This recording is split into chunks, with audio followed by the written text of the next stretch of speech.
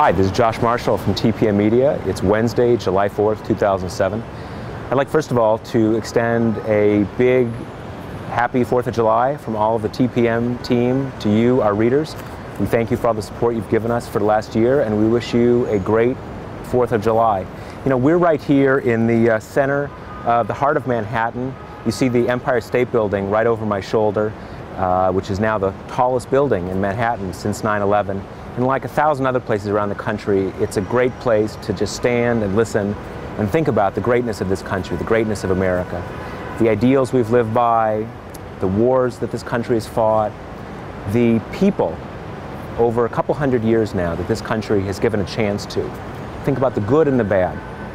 But even a great country can take a wrong turn. You know, over the last few days, everybody's been talking about the Lewis Scooter Libby commutation, the fact that President Bush commuted his sentence and that he won't have to spend a day in jail. I think it's time today to step back and consider that the Libby case is about perjury, about his lying to the grand jury. But behind that, the whole Fitzgerald investigation is about the plane case and the outing of a CIA officer. And even stepping back from that, the whole plane case is something that grew out of those famous 16 words when the president went before the country and said that Iraq had been trying to smuggle uranium from Africa. And of course, that's only one small piece of a much larger picture, and that is the fact that the president and his top lieutenants lied the country into the war that we face and are continuing to face today in Iraq. You know, just before we set up our cameras, I went to the website icasualties.org this afternoon, and the number that they have right there as of today are 3,586 U.S. men and women, soldiers, sailors, airmen, Marines, who've been killed so far in Iraq. Of course, that doesn't mention all the private contractors who've been killed, not to mention all the Iraqis who've been killed in the carnage that's gone on over the last 4 years. And this is a war that, again, we got into because of a lie.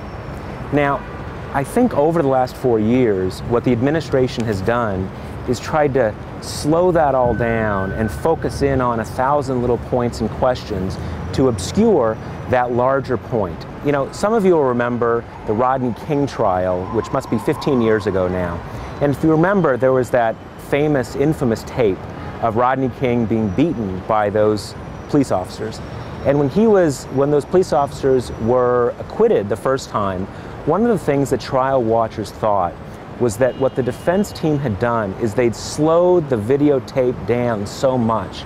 They'd analyzed every single strike and blow so many times and had posed so many different questions over and over again that the larger truth, the big picture, had gotten lost. And that was that you see a half a dozen police officers, whatever the person had done before, beating one man who was totally defenseless, beating him silly on the ground in the middle of the night when they thought no one was watching. And I think this is pretty similar to what has happened, again, over the last 4 years about Iraq. We've broken it down into so many different pieces that sometimes we lose track of that big picture, which is, why are we in this war right now? We're in this war because we were told we faced an imminent danger from weapons of mass destruction that Iraq was building. The whole thing was false. So today, on July 4th, I'm hoping I get to watch some fireworks, spend part of the day in a pool with my wife and my new son, and enjoy July the 4th in the way that a lot of us hope to. But I think it's also a day to think of the great country that this country has been and that it can be again in the future, and how we can all contribute to making that the case. I'm Josh Marshall from TPM Media, and we'll talk to you tomorrow.